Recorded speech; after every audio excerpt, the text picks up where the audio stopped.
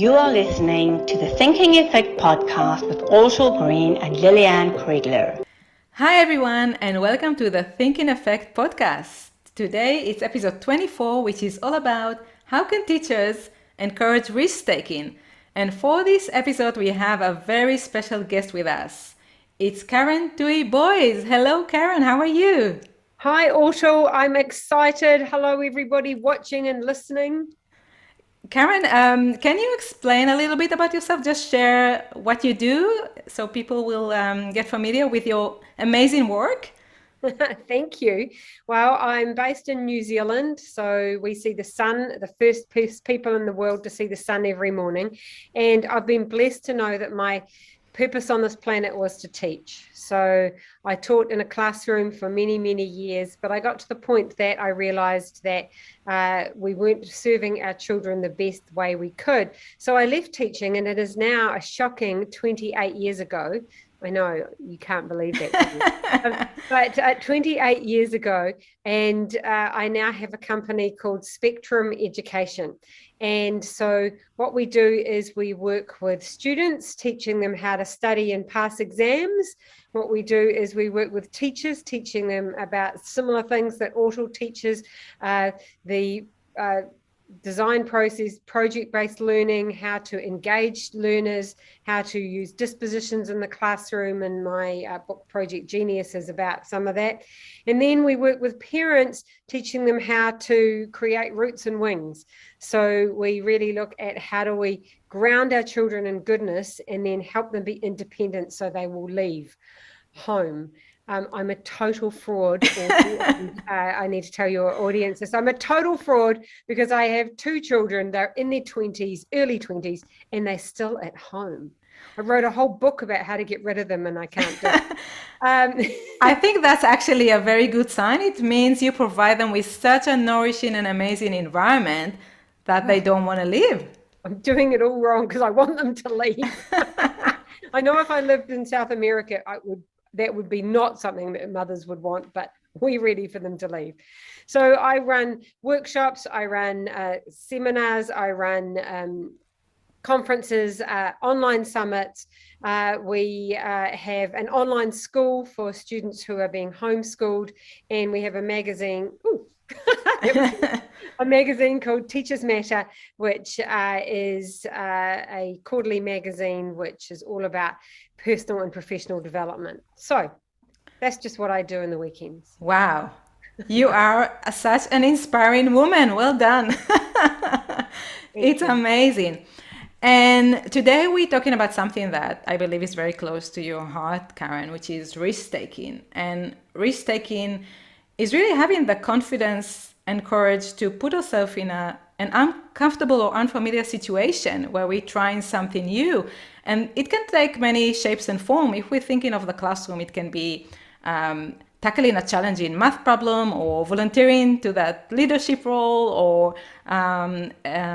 approaching a new student and trying to make friends with them, or sharing our ideas in front of everyone. That can be vulnerable as well. Absolutely. Yeah. So I think risk-taking is, well, there's two types of risk-taking. And when I talk about risk-taking, I'm talking about responsible risk-taking. And so this work really comes from Art Costa and Ben Kellick, who are the geniuses and the minds and the thinkers and the researchers behind the 16 habits of mind. And they're 16 behaviors of intelligent people.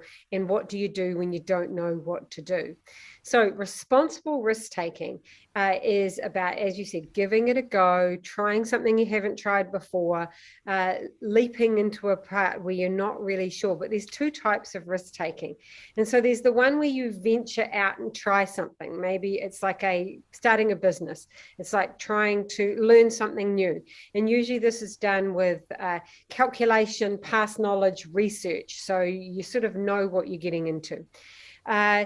Although if I knew what I knew now, 28 years later of being in business, I'm not sure I would have ventured out, but That's another story. That's another story. Another podcast there. So the second type of responsible risk taking is going on an adventure, and this is more spontaneous and more willing to take a chance and do something that you just don't know what the outcome's going to be. Yeah, absolutely. And if we're thinking about it, risk taking has such an important role in our ability to learn and grow. I mean, if I'm just thinking about myself and how I developed different skills and how, for example, I followed my interest and passion, it all involved risk taking. So risk taking is really, I think, in the center of the learning experience, and we really need to encourage that in the classroom. Absolutely. You have to be able to make mistakes for learning to occur. So, or let me rephrase it, you have to be willing for a mistake to happen. Think about the way a child learns to walk. They don't just get up and walk. They actually have to be willing to fall down. And some people are more risk averse than others. So our son didn't actually, he wasn't one of those ones who got up and fell down, got up and fell down. He actually waited until he could almost walk before he even attempted. And his whole life has been like that. He waits until he can before he does, which actually in a way holds him back a lot, because he could progress a lot further if he was willing to give it a go and take that next step forward and risk falling over, metaphorically. And literally when he was learning to walk. It's about that. It's an essential key part to be able to learn how to learn, is to be able to say, hey, I'm willing to give this a go. I'm willing to be vulnerable, the word you used earlier, to make those mistakes, to maybe even look foolish, and then be able to get back up again. And while I say that, I love that phrase, and there's some contention with it.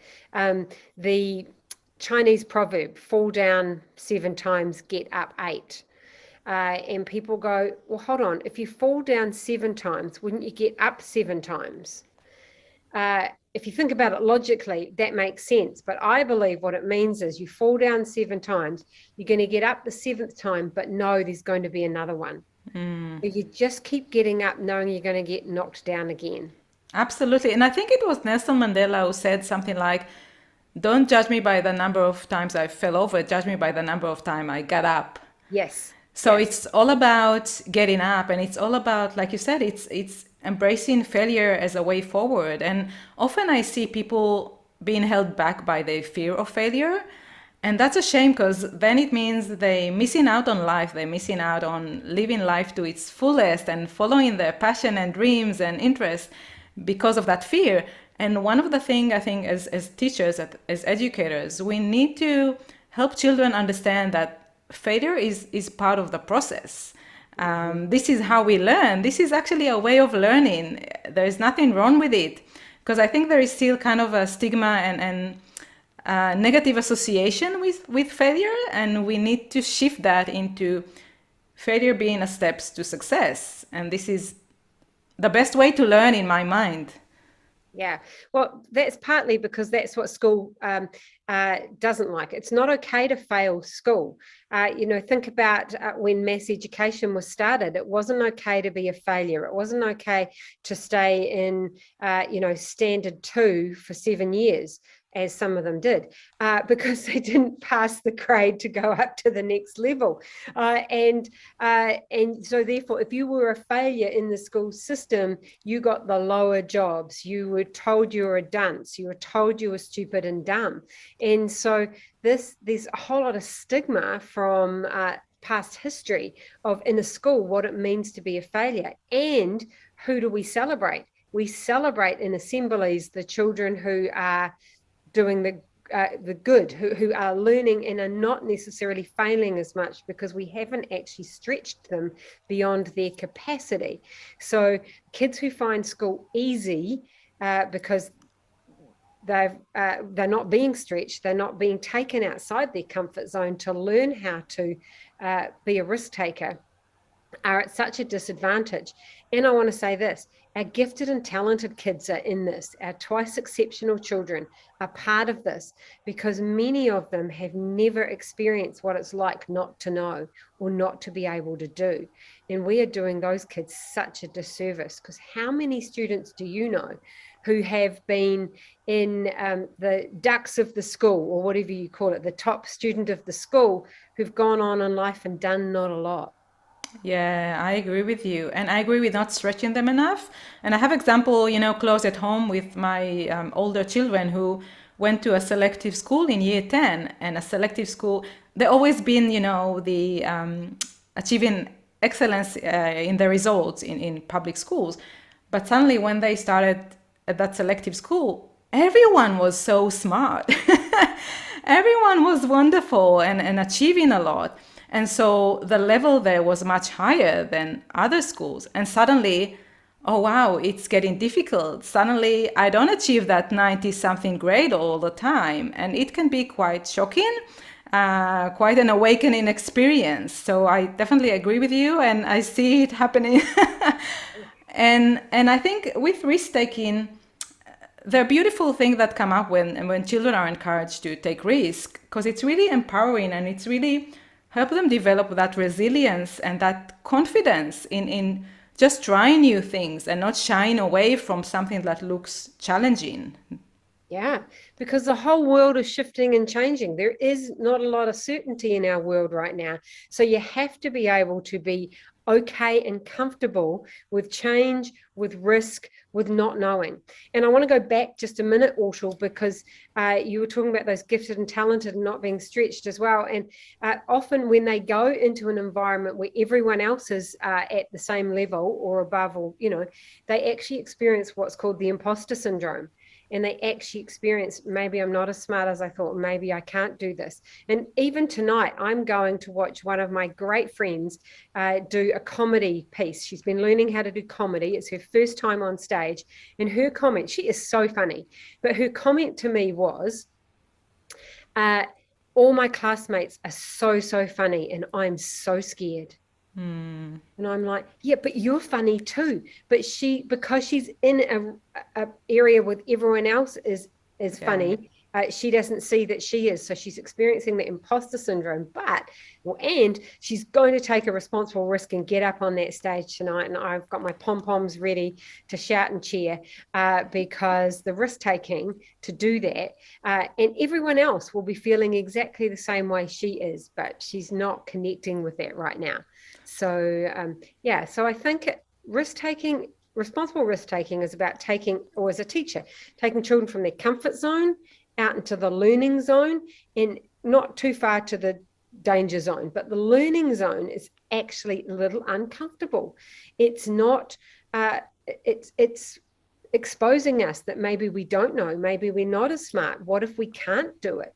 And so, we want students to be able to be in that zone so they can learn to think about what's appropriate in a situation when I'm not sure. How do we think through consequences of behavior and actions? And so this is how we have to help students and why we need to help them to be these responsible risk takers, because in the world, we don't know. There's so much uncertainty right now. Absolutely. I totally agree. And firstly, well done to your friends. And you're a good friend for cheering her up. This is such a courageous thing to do. So please give her that message. Well done. I will. And yes, definitely I agree with you. And I think one of the important things to know that in order to encourage children to take risk, we need to provide them with a safe environment, with an environment where they feel comfortable failing. They feel comfortable with expressing their ideas, knowing that no one is going to judge them or assess them or call them silly or stupid or whatever it is. So that's the first thing that we have to have in the classroom in order for that to happen. And I think another important thing to note is that children learn best from role models and watching how other people behave. It's not what we tell them to do, it's how we do things that they watch and learn from. Yeah. And so I think as teachers, it's important for us as well to be vulnerable and share with our students our failures. What have we done and failed and what we learned from it? How did we took risks and then what happened? How did we felt about it before we took that risk? How it happened, how it ended, what we learned from it. So it's important for us as teachers to open up to our students and share a lot about ourselves as human beings and our journey, because they'll learn best from that. You're totally correct about that. And if teachers aren't sure about this risk taking, I want you to go into a kindergarten classroom or a year one classroom and watch what happens, because teachers just have to say who wants how many, and those kids they so want to learn, they so want to participate, they so want to be in there, and their hands are up and they're like, pick me, or they sit up straight, because that's often what who we choose, right? They know how you're going to choose. However, go into a year 10 classroom and the teacher says, who knows how many? And very few hands go up. In fact, what you see is this. Yeah, trying to avoid it. Absolutely. Yeah, they stop giving eye contact. We have actually diminishing the very behavior we want in our classrooms, which is participation, because often it's too high a risk. Putting your hand up in front of your peers and giving your ideas is high risk. Now, think about this as an educator, as an adult. If you have to stand up in front of your staff meeting, at a faculty meeting, and you need to teach your colleagues something. Maybe you've been on a course and you have to come back and report on it and teach them how to do something. Your heart is going. It's scary. It's frightening. That's exactly what children feel like every single day when we say, read your story to the class. Tell us your opinion. What's the answer to X, Y, Z? And we are putting them in a fear state all the time. So, as you said, the first thing I believe we must do is create that safe classroom environment. So one of the things I do in a classroom is I actually want to value someone who puts their hand up. Because if someone puts their hand up, if someone volunteers an idea, if someone shares in front of their peers, I want to make sure that I have rewarded that behavior, because that's the behavior I want to continue. So 2 things I do. 1, I simply say, thank you. Thank you for taking a risk. Thank you for putting your hand up and not being sure. Thank you for, I'm thanking them for their participation. So the second thing I do, and you talked about not being having judgment, is what teachers do is we often play these unfair games in a classroom. Guess the answer in the teacher's head. Now, this is a win-lose game. When you're looking for one right answer and you already know the answer and they're now trying to guess, it's a win-lose game. They can't win unless they actually know the answer and you're fishing for that answer. So don't play those games. But if you're looking for an answer, here's what I suggest you do. You say, what are the 3 parts of a plant? All right. So, or what's one of the 3 parts of a plant? And so you go around and some kids will call out, maybe they'll call out things. Maybe they put their hands up.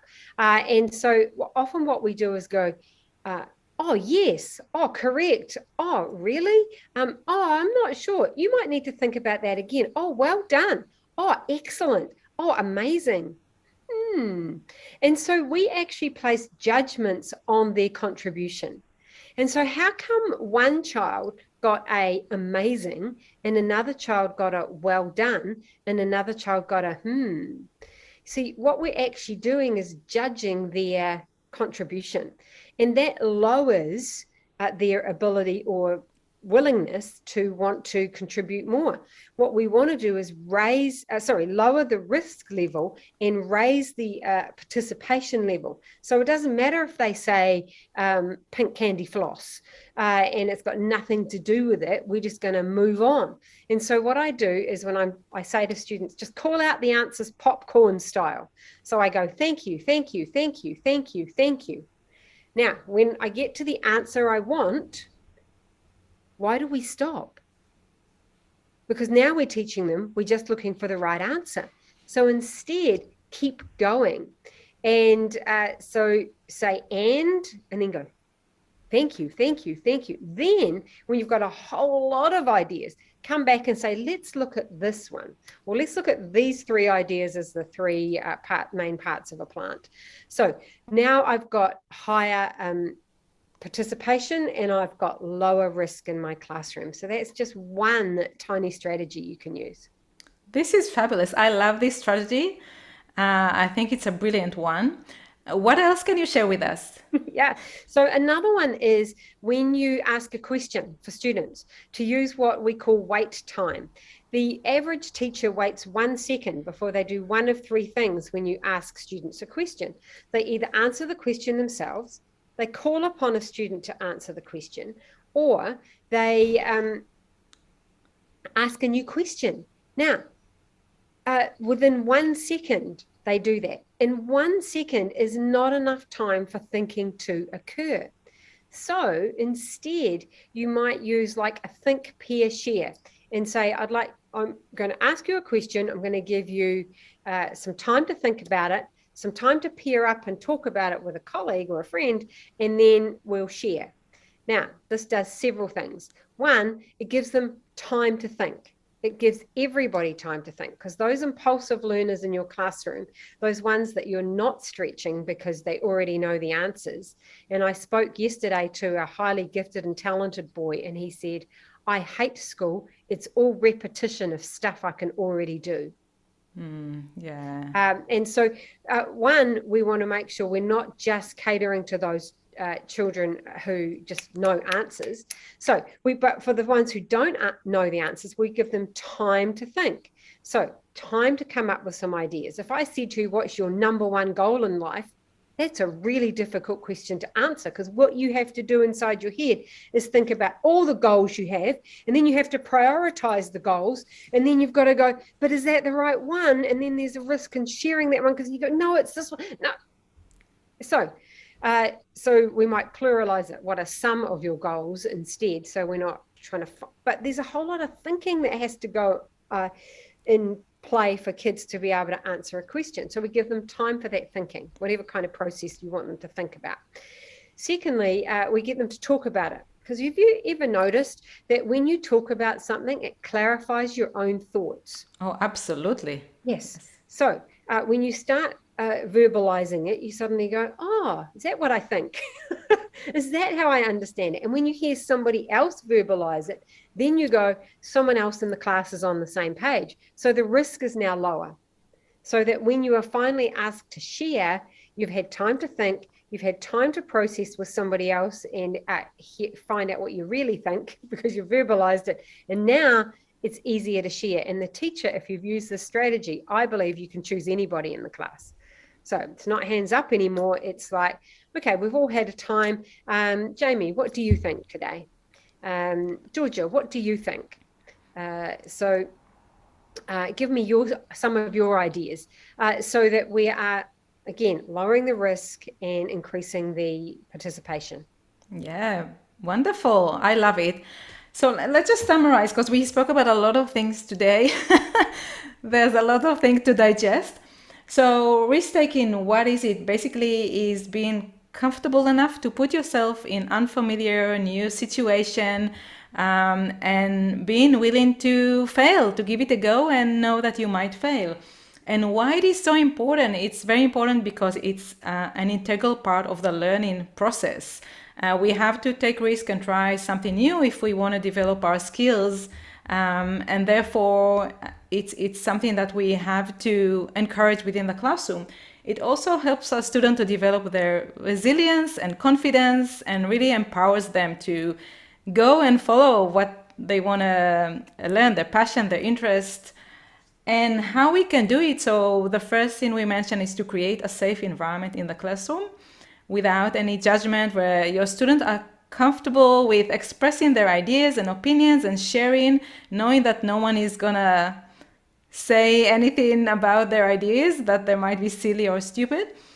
And a few more strategies to follow is, as teachers, to share from our own experience, to be vulnerable and share how we failed, what we learned from it, how we taken risk, how we felt about it, what were the outcomes, etc. Your students will learn so much from it.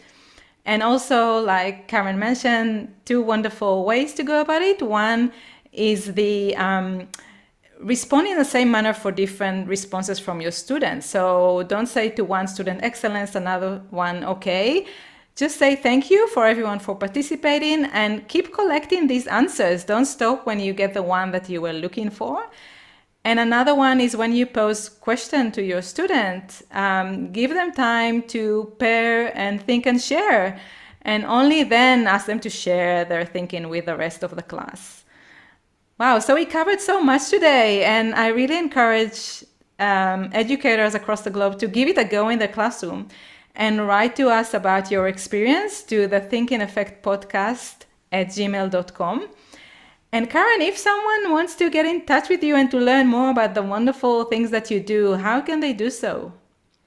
You can simply go to our website, spectrumeducation.com, and from there it'll launch you into all the different ways you can connect with us and all the different things we do. This is fabulous. I'll add the link in the description of the podcast so you can easily reach out to Karen and look what she's doing. So Karen, thank you so much for being with us today for this episode. It's great that you shared your wealth of experience and knowledge with everyone. It's very beneficial. Thank you so much, Auto, and thank you for the way you're showing up in the world and doing amazing work for teachers. Oh, thank you so much, Karen.